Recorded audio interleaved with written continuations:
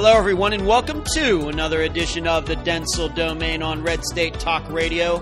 I am your host, Ed Dentzel. Yes, you know it. Hope everybody's had a great start to their week. I'm still up here in Largo, Florida. And it's funny, I have to admit this. And because I think I'm going to admit this because I could actually see myself writing a book about this somewhere down the road, maybe a lot sooner than even I can anticipate at this time. You know, I'm up here in Largo, Florida, watching this house for my brother and his wife, and really the reason I'm here is because they have a dog whose name is Kobe, and I've told you about it in preceding shows. And being that I'm here by myself and nobody ever stops over, I'm just here when I'm not doing the show. I'm marketing the show and posting the show at all these places I tell you about every day. And doing some writing. I'm working on this new show I've told you about that's going to be coming out next week called America's Missing Podcast, which I'm doing with a friend of mine. I think it's going to be a really cool show. I think it really has the potential to be something very special, I think. And I can't wait to record our first show here in a few days. And the show will be out next Monday. But in between all of that, I get into these conversations. Of course, they are fake conversations. Let's not get crazy. With Kobe the dog. And I will have make-believe conversations. What I think that he would be saying to me, just lying there looking at me, and then I'll talk back to him. And of course, I do it his voice in a different voice than my own, and I'm not going to do that right now. But it's very funny to me. And some of the things that I cook up and what the dog might be saying to me, how it doesn't get its way, and maybe how it doesn't like its food, and this and that, and why don't you give me more snacks, and that I'll say something to the dog. It's actually kind of funny. I don't usually slap myself on my own back too much, but some of these conversations, and these conversations can go on for several minutes. I've told you, I'm a little kooky. And you combine that with being creative, and no matter what I may say about this dog, I do love animals. And I do love this dog, Kobe, even though he tends to be antisocial and very needy. Yeah, you can't be antisocial and needy at the same time, by the way. I do enjoy taking care of him, but we get into these fake conversations. So that's just giving you a little insight to what goes on when the microphone's not on for the Dentzel Domain. I'll just be sitting here doing my work, and the dog will be looking at me, and I'll just say, "What are you looking at, Kobe?" And it'll just start this conversation it'll go on for minutes. It's really funny. So, there's an idea that I'm cooking up, and I'm just going to put it out there, even though if somebody wants to steal it, go ahead. But I'll probably end up doing something with it at some point. Of a book called with the title, So the Dog Said to Me, would be the title of the book. And a comedic take on what dogs would say to their owners and other dogs and passerbys or something like that, if dogs could talk. And believe it or not, there is not a book out there like that, because I did a little research. So there's that. The other thing I want to mention, and this kind of goes right into the show for today, is I finally went down. I told you I was going to do this last week, and I finally filled out the paperwork and had an opportunity to drive over there to the, what do they call it, the Supervisor of Elections or Board of Elections here in Pinellas County, Florida. I turned the sheet in and changed my registration from Republican Party to an unaffiliated yesterday. I told you I was going to do it. You know I'm not the type of guy to threaten something and then not do it. I only bring things up in my life if I know that I have the courage to do so. I'm not a big talker. It's also the reason I don't make many promises in my life, because I want to make sure that the promises that I make that I can keep. And because the world changes from day to day, you can never be too sure. So I don't make a lot of promises in my life, all people know about me is that if they get a promise from me, they know it's going to happen. And I made a promise to all of you that I was going to change my party affiliation, and now I've done it. That does not mean I will not vote for Republicans come November.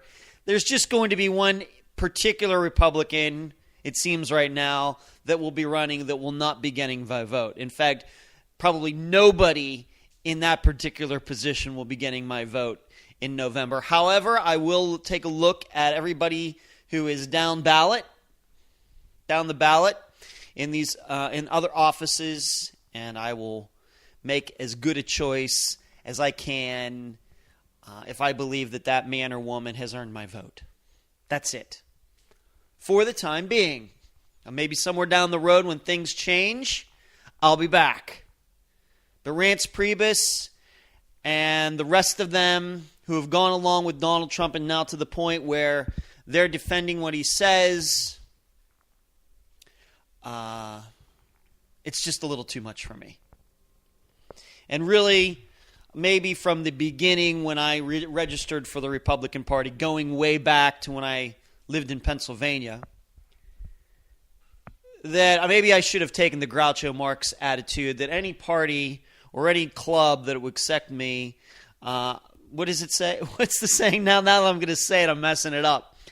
I would not want to be a part of any club that would actually accept me. Maybe that's what I should have thought about it from the beginning, because I don't do well in groups and clubs and having to wear particular things and teams, and I'm not much into that anyway, except for my trivia team. And even then, we have these shirts that we're all supposed to wear every week to pub trivia at Fat Cat Tavern in Largo, Florida. And I don't even have a shirt. I show up. I'm part of the team. I love winning with them. But there's just something weird to me about wearing the same shirt that everybody else is wearing. Maybe that's the only child coming out of me. I'm not sure. But yesterday, I changed my party affiliation to unaffiliated. Maybe some of you should think about doing that as well. Let's get to another topic, actually a longer topic, which is real newsy, more newsy stuff. I've had a chance, and this kind of goes along with my discussion yesterday. The theme of yesterday's show, if you missed it, was everybody cheats. I just didn't know. And that comes from a line from the movie Breaking Away. And I switched that around to say, everybody lies. I just didn't know. And who I mean by that are those conservatives who voted for Marco Rubio or Ted Cruz and saying they're sticking to their values, but now that those men, or and maybe women like Harley Fiorina, have dropped out, now they're saying, well, yeah, we're going to compromise and we're going to vote for Donald Trump. And that can, I guess you could say that about not just your average conservative out there, but a lot of conservative media people who are going to do so as well. See, I thought they were telling the truth to me all these years. I guess I was wrong. And I guess it's my fault that I was fooled. This goes along with that. I've had a chance to take a look going back to last summer when Trump first got on the scene, and you start thinking, is there anything that could have been done? And what I mean is within the law. I don't mean anything crazy.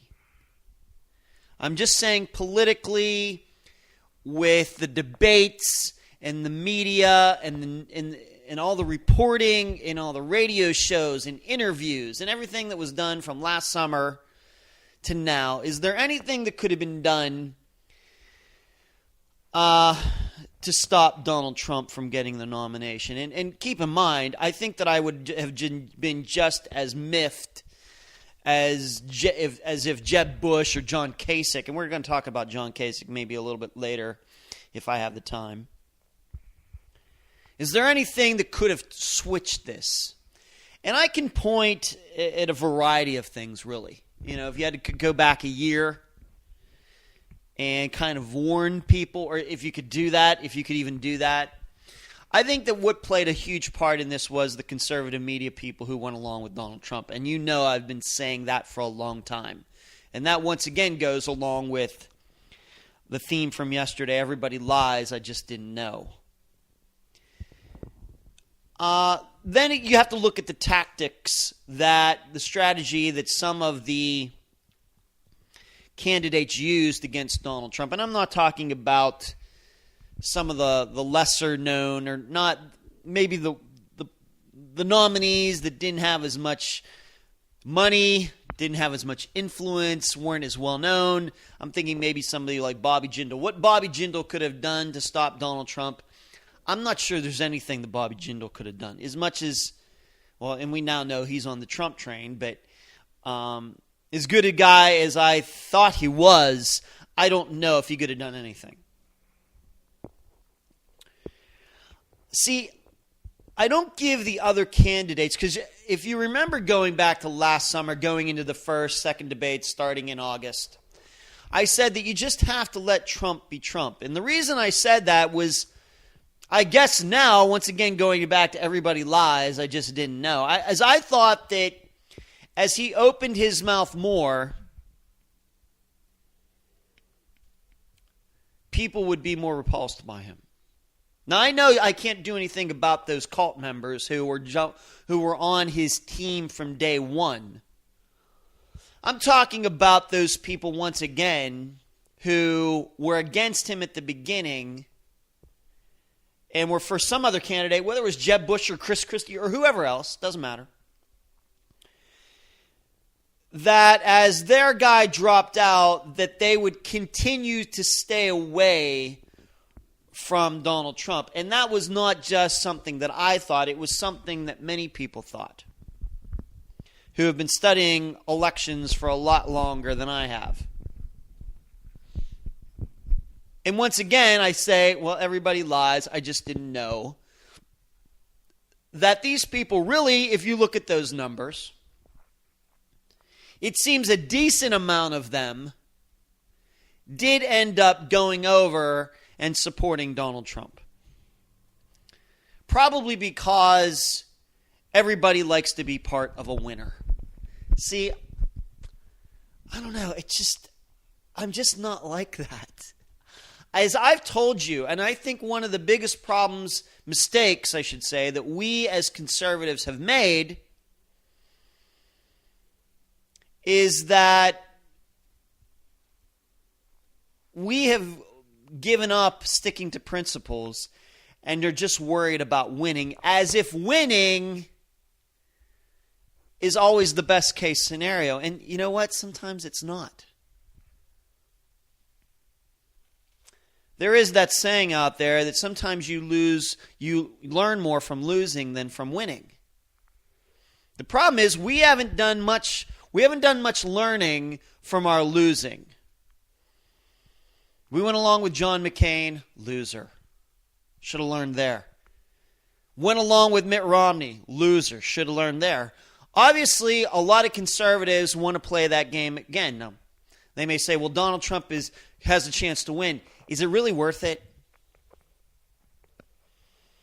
If he wins, can you really personally say that you won?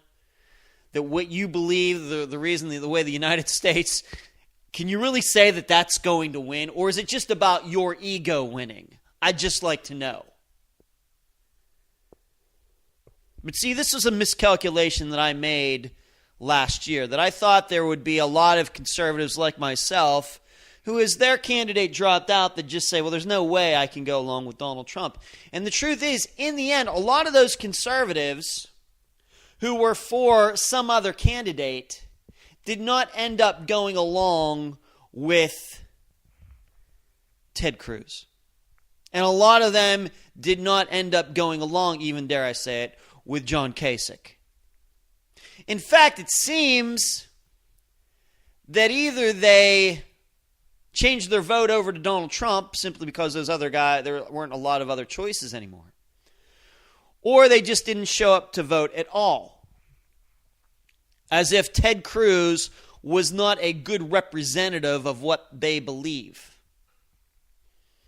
That's the only thing that you can deduce from that. Okay?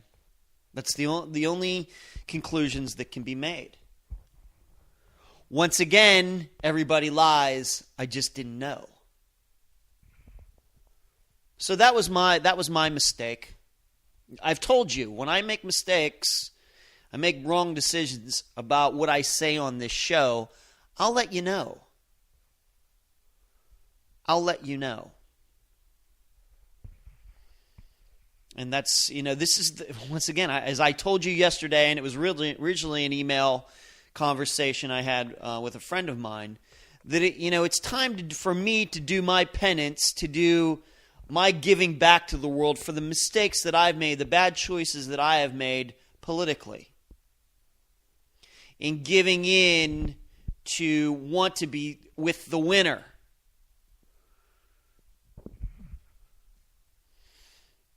I really thought that all those years when people said, well, if we're going to lose, we're going to lose on principle, I actually thought they meant that. Silly me. And I'll have you know that I don't mind losing on principle.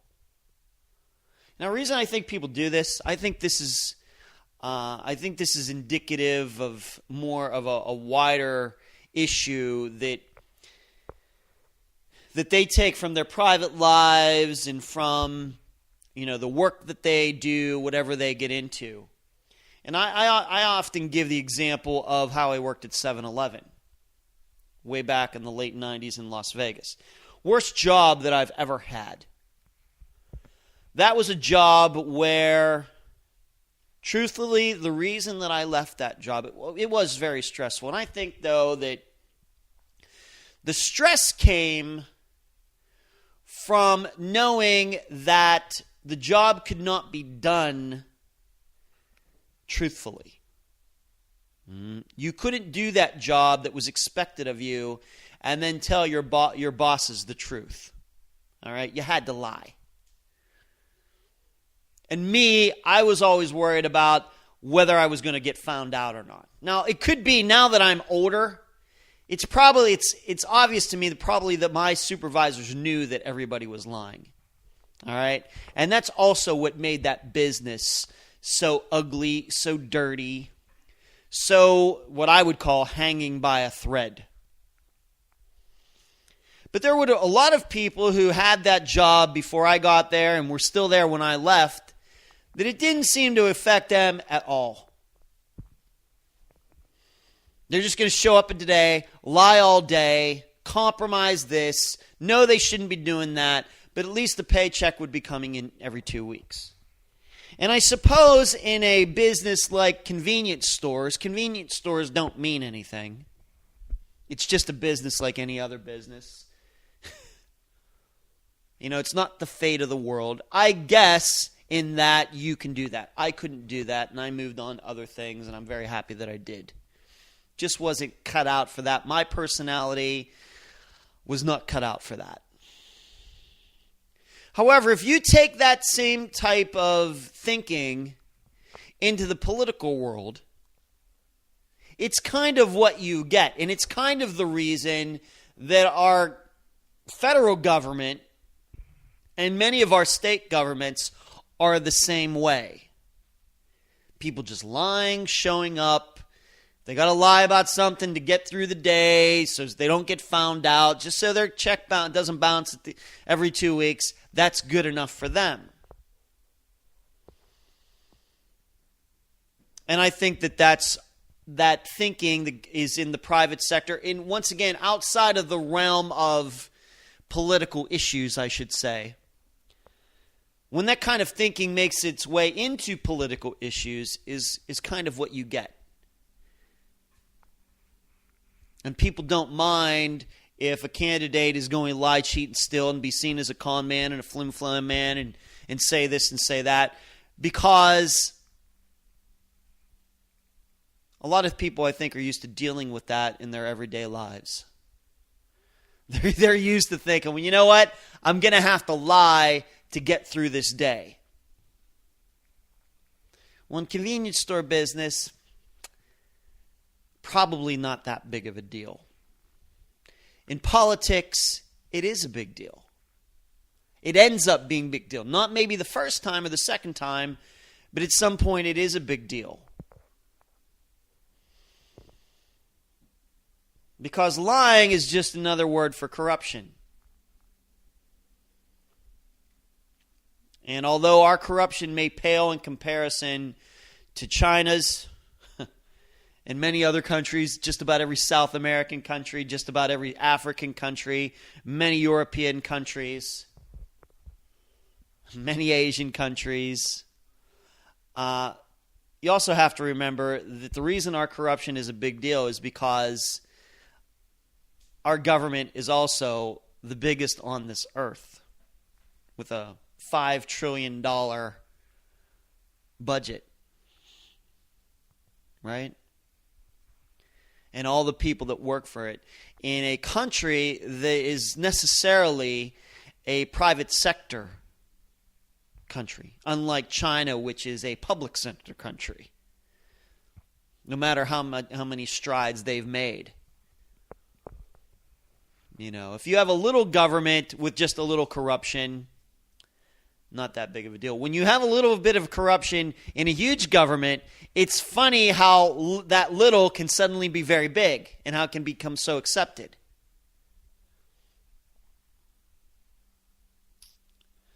So that's, I think, another reason, getting back to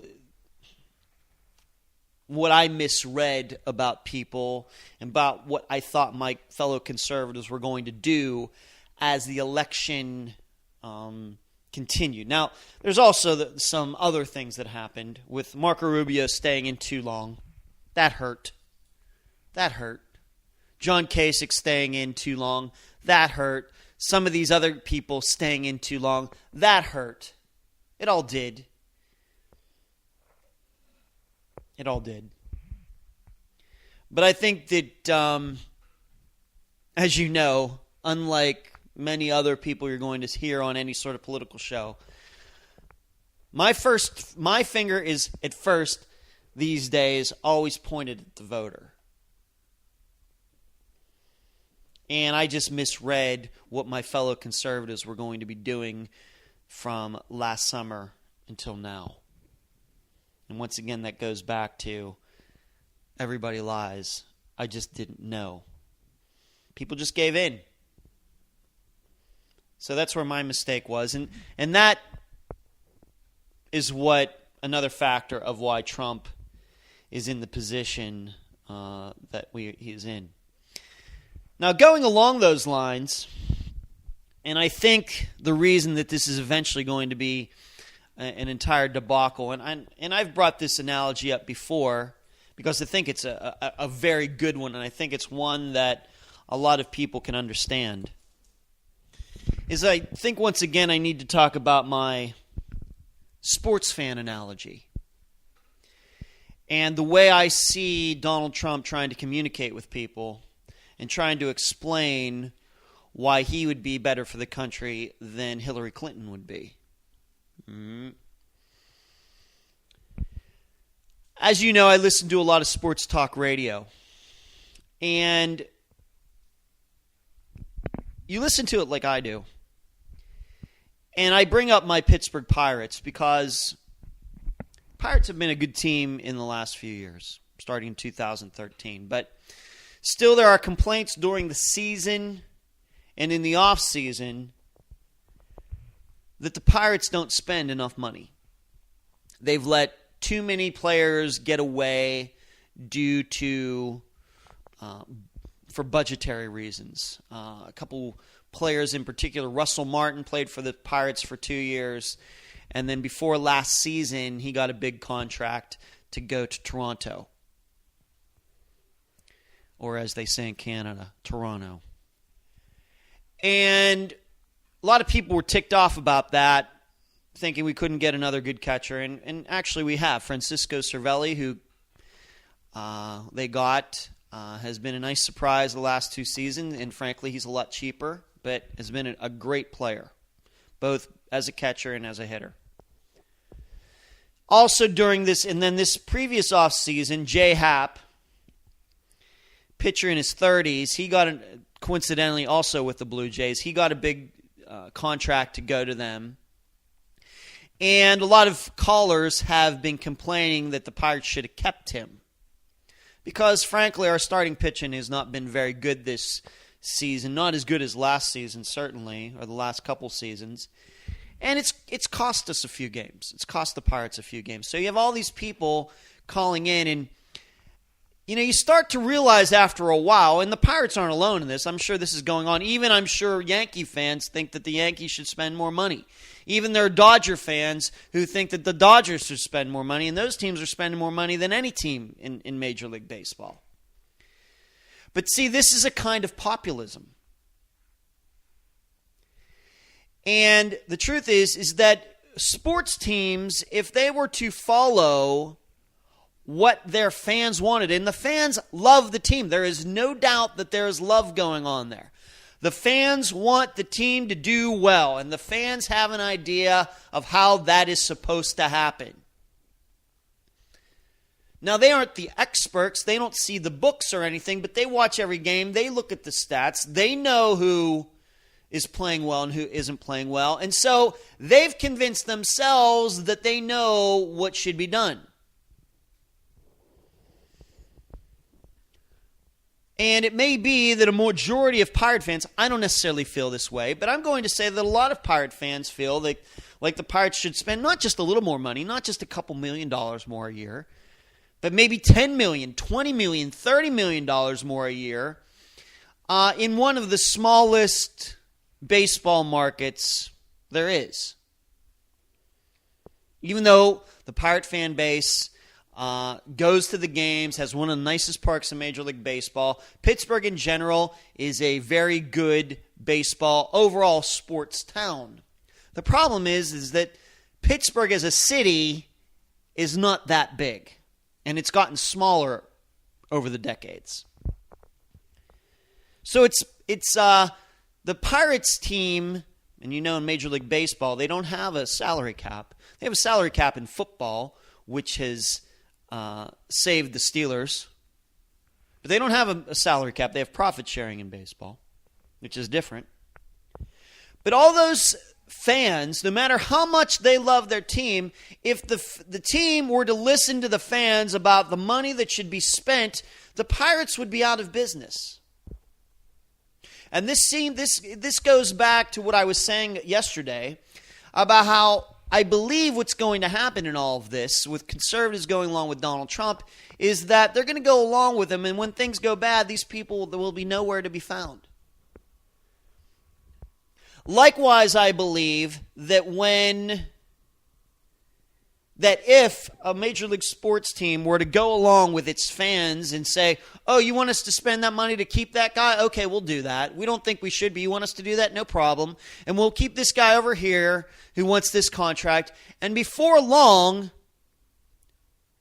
the team would be broke. Maybe it would be playing well. Maybe, but with athletes, you never know. One injury and it's all over. But dang it, those people would get what they want. But when the team starts losing, or not just losing money, but not winning as much, and maybe the rumors start that the team needs to be moved to another city, you know where all those people are going to be that said that the team should have spent more money than it had? Those fans would be nowhere to be seen. They'd be gone. Never going to own up that their idea about the team spending more money was wrong. Never going to admit that.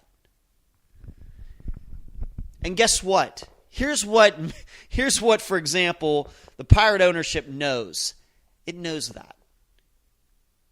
It knows that. It knows that it can't listen to, as much as they love their fans, they know that they can't listen to their fans when it comes to financial situations regarding the team, regarding some players that the fans may like, but really that player is not performing on the field. There were a bunch of people that wanted the Pirates to keep Neil Walker. Nice players, doing very well for the Mets, but I'm really not mad that they let him go. But a lot of Pirate fans wanted to keep him because Neil Walker grew up in Pittsburgh. Management said, I don't think we're going to do that. So as much as these ownership people love the fans, they don't listen to the fans. They love that the fans come to the games and spend money and watch on TV and everything else. But when it comes to the running of the business of the team, they know that they have to leave fans out of it. And I want to continue this analogy after the break. You've been listening to the Dentzel Domain on Red State Talk Radio. The voice of American conservatism. WRS Digital, Red State Talk Radio. And we are back at the Dentzel Domain on Red State Talk Radio. I want to continue with this sports analogy and why I think populism is so dangerous. Because all I'm talking about here is populism. It's what the fans want. Likewise in the United States, that the American people should get what they want. Majority rules. And we should be suspicious of any politician who runs like that. I'm just going to give the people what they want. It's the people's country. And this is also the reason that I've not been one of those conservatives over the years who has talked about the will of the people. The truth is, as I said yesterday, I talked a little bit about the road to serfdom, is that all people have are wants. They cannot control the future.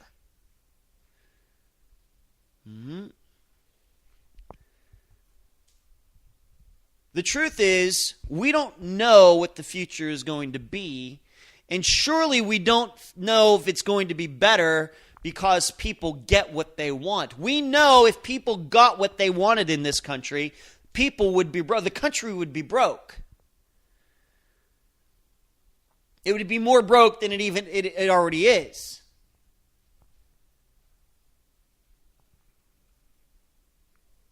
Even though I know that we have a representative republic and our leaders are picked by the people.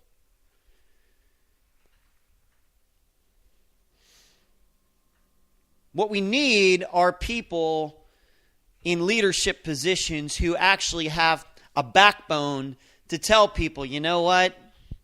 You know why that's not going to work? Here's the reasons. And I know that's not a very popular thing to do, but you know what? It's not been going on at the government level in the United States, and it surely hasn't been going on in conservative media over the last 20 years, and you've heard me talk about this before. But we all know this is true.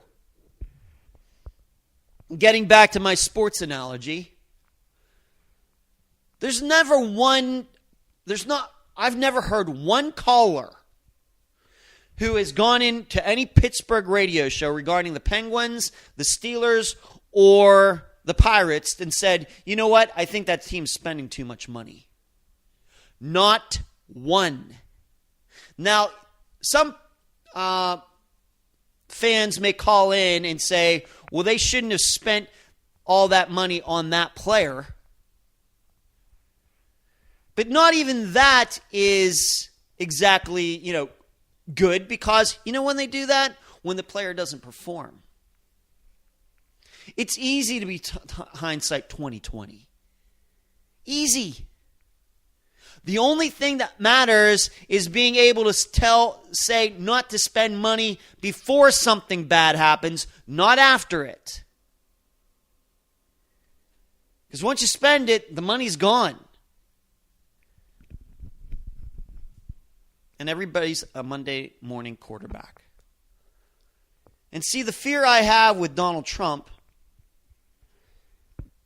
is that he's going to give people whatever they want. That's what he's campaigned on. All right? And the truth is, too many people in the United States believe in tariffs. They believe in protectionism. They believe that they're getting screwed by somebody else, whereas, as I've said, you know what? Maybe some of that screwing is getting done by you. Maybe.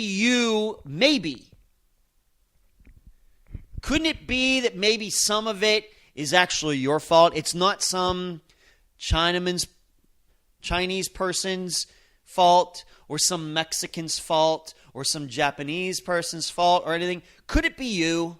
Just this one time? But Donald Trump is never going to do that. he is going to be, and this shouldn't be any surprise given we know how he conducts his business, he would be that sports owner that will give his fans whatever they wanted. Whatever they wanted. If he was owning a baseball team or something like that, with his money, he would spend whatever it was that the fans wanted him to spend because he'd want to stay popular. And God forbid, he sees spending money as some sort of ego thing, that the more money I spend on something, the bigger deal I am. And then if I can't afford it, then I'll just screw that person over, as he pointed out in a book like Art of the Deal.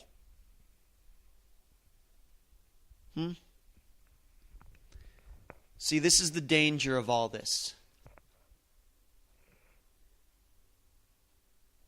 And it's the exact reason that I have much more respect for people who are willing to tell others what they don't want to hear. Not in a nasty way or anything like that, but just to say, we can't do that. That's not going to be Donald Trump. So, this is the danger in all this. This is the danger that too many conservatives are walking into. And it's I guess it's easy 2020 looking back that this probably should have been predictable. As much as the saying, the will of the people, has been used on conservative radio for so long. And I know why it comes up, because there are a lot of people who think that people are getting screwed over. A lot of conservatives regarding, for example, gay marriage and these things. There's no doubt there's some issues where a majority of people think the right way and then get screwed over by a judge or something like that. There's no doubt about that. And I think that those are important issues. But we shouldn't always portray ourselves as being on the correct side of that, because we haven't been. And to make a blanket statement like the will of the people, if you say it long enough and hard enough, and you get people to believe it, it's funny how your average person starts getting an ego about it. And they start feeling entitled. It's funny how that happens, isn't it?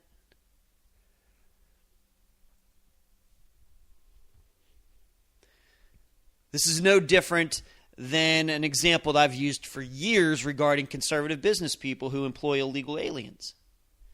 We know that happens. We know that there are people out there who are pro-Second Amendment, Christian, pro-life, pro-low taxes, on and on and on. Any definition you could give of conservatism, they'd fall into it. But they'll employ illegal immigrants. You know why? Because for years, too many conservatives said, you know what, the federal government is against you. Federal government is causing these regulations that are hurting you, these taxes, this, that. At some point, that business leader is going to start to say, well, you know what, if these laws are all wrong, then I don't have to follow them.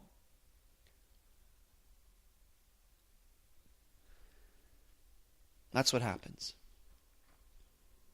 People are just dying to break the law. And so we shouldn't give them permission.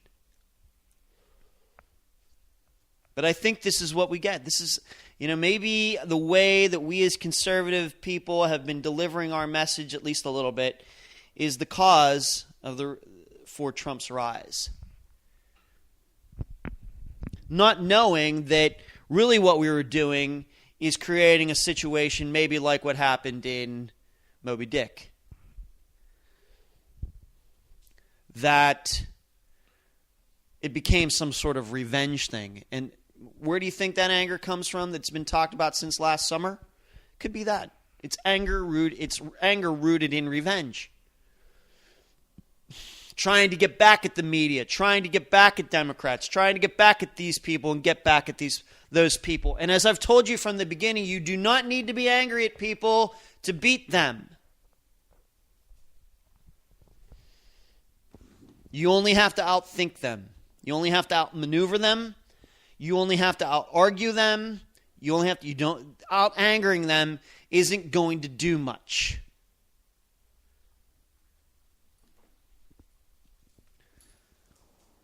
Because, as in Captain Ahab, with Captain Ahab and Moby Dick, he was motivated by revenge for what the whale did to him, and he pursued that whale to his own destructive ends. And that's what feels like is going on here.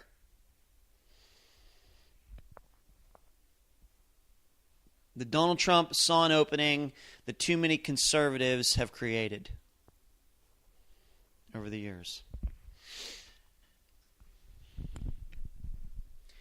And allegedly, he's going to take revenge on all those people who wronged us over the years. And I just don't think that's going to happen. And and conservatism is going to destroy itself in the process. We're going to go down with the whale, is what we're going to do. When the only choice is to not be on that boat in the first place. And it's the exact reason that I don't want to be a part of it. It's the exact reason I became unaffiliated yesterday. And it's the exact reason that I will not be voting for Donald Trump or Hillary Clinton and probably anybody else for president. Self-righteous and blind anger. I have that written in my notes. Not understanding they're consumed. Going after Hillary Clinton. She's the white whale, and that's not meant to be a joke about her size. The truth is, Hillary Clinton probably is about average size for a woman her age. But that's where you see, that's where it keeps coming up. We have to beat Hillary Clinton. We have to get back at her for all those things she did. We have to get back at her from Benghazi. We have to get back at her for the email stuff. We have to beat her because of this. We have to beat her because of that, not understanding that we're falling into the same pattern that liberals have been using for years regarding anger at conservatives, because their ideas surely don't make any sense, so all they have is emotion.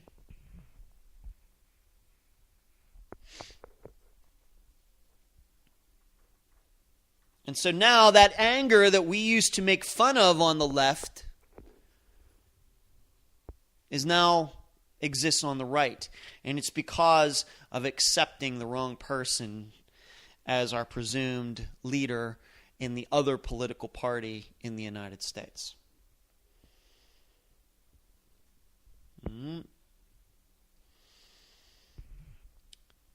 But yeah, sports fans, no matter how much they love something, they would run that thing they love into the ground if they could do it.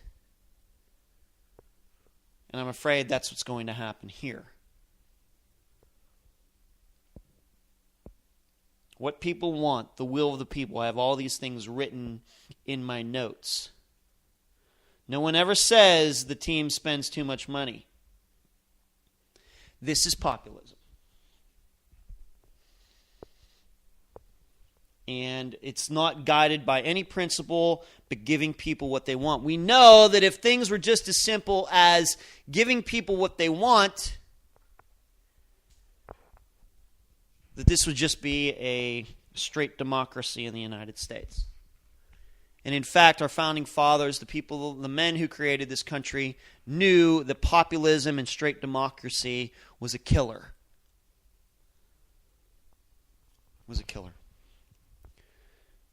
But currently, that is the only defense to going along with Donald Trump. Because it's certainly not based on any political principle. And so that's what upsets me so much. A variety of things. Let's move on to something else. Speaking of people who are, and this is one of the reasons that, the Never Trump side of this, and I'm going to continue to be Never Trump. And I really don't care who goes along with me, but I see the problems on that side as well, and I have this written down. This is from the Hill article, thehill.com. Problem we have right now, and we know that there are some people out there trying to craft some sort of third-party run between particular people. There's the ticket of Ben Sass and John Kasich has come up, which I think is a joke, for many reasons, but it illustrates the problem that Never Trump people have. They're really broken down into three different categories of people, and unfortunately, at least one of them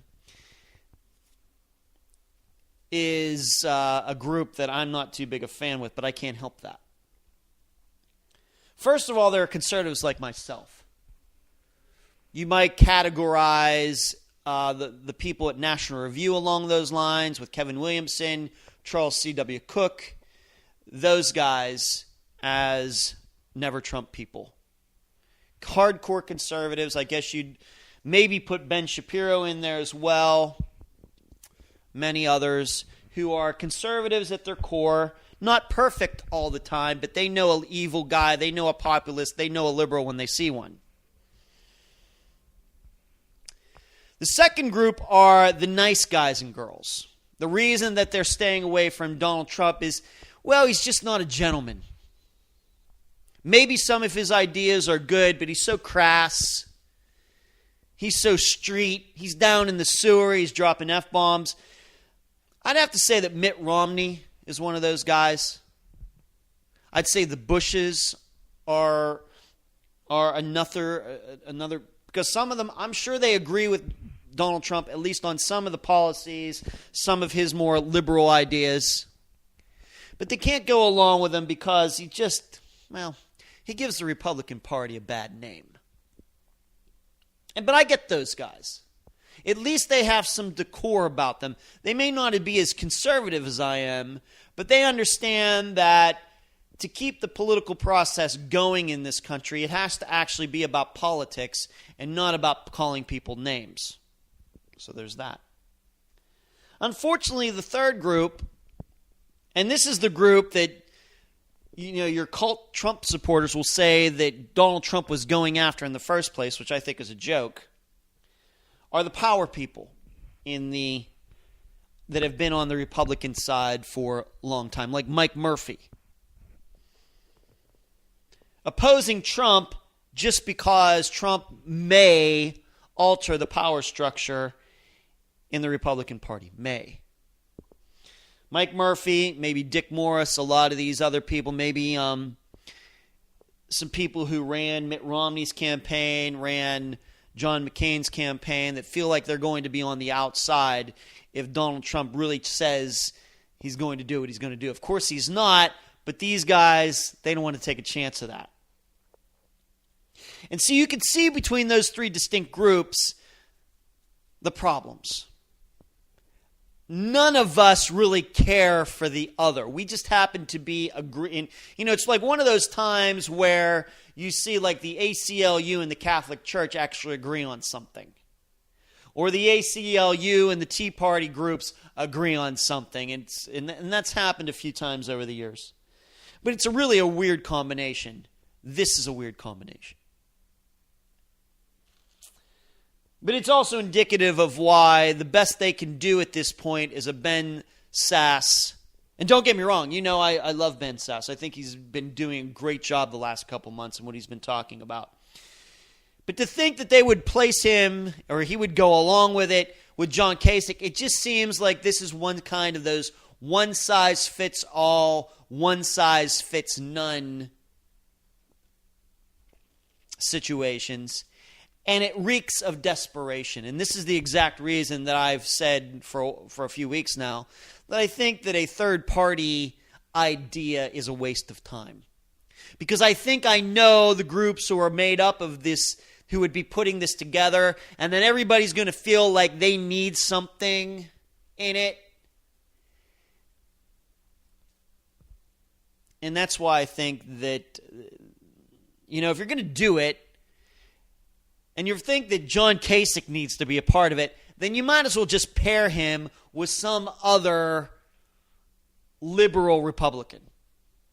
You might as well just do that. And if you're going to say that Ben Sasse should be at the top of the ticket, you might as well just pair him with you might as well just get Ted Cruz to run as running mate. I know that was never happened, but you know what I mean.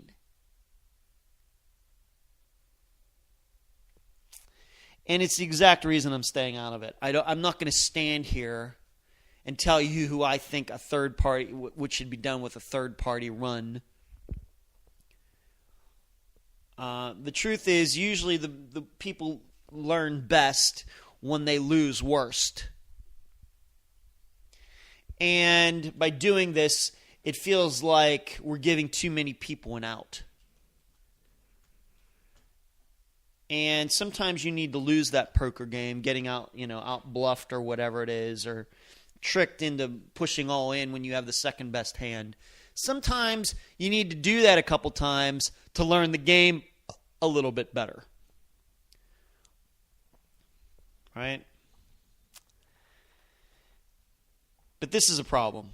These groups, hey, they're all here for very logical reasons, not good reasons necessarily, but logical reasons.